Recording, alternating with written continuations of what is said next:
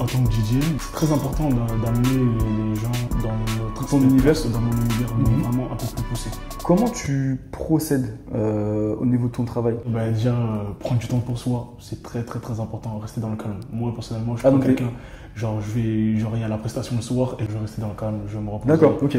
Je suis quelqu'un de croyant aussi, donc je vais beaucoup prier, je vais me prendre du temps pour moi. Et comme je suis quelqu'un, je parle beaucoup au micro, et c'est important, je bois beaucoup d'eau. Ouais, mais pourtant, t'as l'air très calme. Ouais. Et pourtant, c'est ce qu'on me dit souvent. C'est le feu. C'est ce qu'on me dit souvent, c'est que dans la vie de tous les jours, je suis une nature posée. Ouais. Genre, on n'aurait pas dit, et quand j'arrive sur scène, c'est totalement une autre personnalité, et c'est ce qui fait ma force aujourd'hui. Ouais.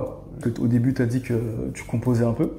Comment tu procèdes pour une de tes compos? Je sais pas, j'ai commencé ça il y a très peu de temps, ça fait 3 ans. Ah oui, donc c'est assez récent du coup. C'est très récent. Okay. Et je sais que j'ai toujours eu ça dans le sang, mais j'ai jamais travaillé dessus et pris le temps de me poser et dire voilà, je vais faire ça, je vais faire ci. Ok. Et un jour comme ça, avec un pote à moi qui s'appelle Gaemon, qui est DJ et producteur aussi. Oui, je vois c'est qui. Lui il m'a dit frérot, on sait faire. C'est juste qu'il faut que tu testes, faut que tu apprennes à gérer le logiciel. Et au final je me dis mais en fait, j'ai toujours su faire ça, c'est juste que le logiciel je savais pas le gérer. Est-ce que tu as des futurs projets perso ou en collaboration? Je sais pas si tu peux le dire.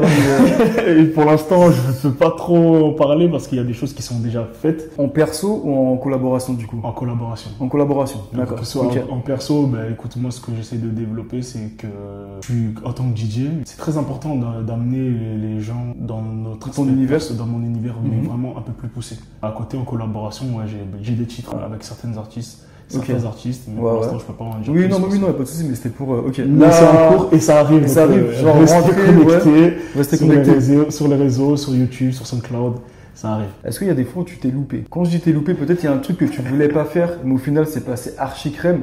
Bénéf. Après, louper, c'est un grand mot, hein, parce qu'en vrai. Non, faut pas dire que c'est un grand mot, parce que louper, quand tu te loupes, tu te loupes. J'ai déjà eu des loupés dans le sens où, comme tu as dit, genre j'ai préparé un set ou j'ai préparé quelque chose et au final j'arrive sur le moment. C'est pas du tout ça. C'est pas du tout ça, donc il faut que je me réadapte. Est-ce que vraiment tu t'occupes uniquement que du setup que tu dois faire ou t'aides aussi, par exemple, à une ambiance, à une création de quelque chose de spécifique? Je dois gérer le set artistique avec mon artiste. Je dois gérer cette préparation-là en amont.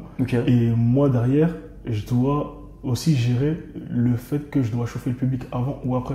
Donc, c'est-à-dire que j'ai un set à gérer, mais j'ai aussi toute la scène avec mon artiste à gérer au cas où genre le public il est un petit peu mou ou si le public il est très fort, comment on va orienter ça, etc. Comment tu te vois dans 10 ans? Très bonne question. C'est une bonne question. Très bonne question. Si tu veux 5 ans. Franchement, j'aurais du mal à te répondre parce que même pour te dire l'année prochaine, je sais pas où est-ce que je vais. J'ai envie de te dire, écoute, moi je donne le meilleur de moi-même chaque jour, chaque mois, chaque année, en espérant que j'aille le plus loin possible jusqu'à atteindre mon plafond et que mon corps ou la musique même me dise stop. Et est-ce qu'il y a par exemple un artiste ou quelque chose que tu dis c'est ton rêve ultime? J'ai envie de te dire, moi je connais mon talent et je sais où est-ce que je veux aller. D'accord. J'ai envie de te dire, genre, j'ai pas forcément besoin de réclamer ce besoin de travailler avec quelqu'un pour me dire, voilà, j'ai atteint. Ça marche. Mais j'ai eu beaucoup d'inspiration dans le monde caribéen, notamment Eladji, T-Juice, Tyson. C'est cette personne-là qui m'a beaucoup aidé. Et après, quand j'ai switché dans le milieu un peu plus urbain, des DJ par exemple comme DJ Snake, Avicii. D'un peu plus dans l'international qui m'ont beaucoup marqué. Qui t'aurait aimé voir juste ici après toi? J'aurais aimé, comme j'en ai parlé, mon pote, mon bras droit, mon pied, Gaemon, Tyson. Depuis que je suis vu, c'était mon mentor. C'est dans un milieu un peu plus différent. Mon pote, qui est aussi le DA artistique de Joey Filet, c'est Francis et Emric. Ils sont plus dans la vidéo et dans la photographie. Ça marche. Ils sont vraiment très forts et c'est des personnes, même dans leur carrière, qui je trouve sont vraiment inspirantes. Merci beaucoup. C'est un réel plaisir. Plaisir à partager. Merci beaucoup. Ça fait vraiment plaisir en tout cas. Courage pour la suite. On espère te voir. Stade de France. C'est ce que je me souhaite, pourquoi pas. Dans 5 ans. Plus haut, pourquoi pas. Oui, c'est pas. Stade de France et à l'international, on sait jamais. C'est ce que je me souhaite.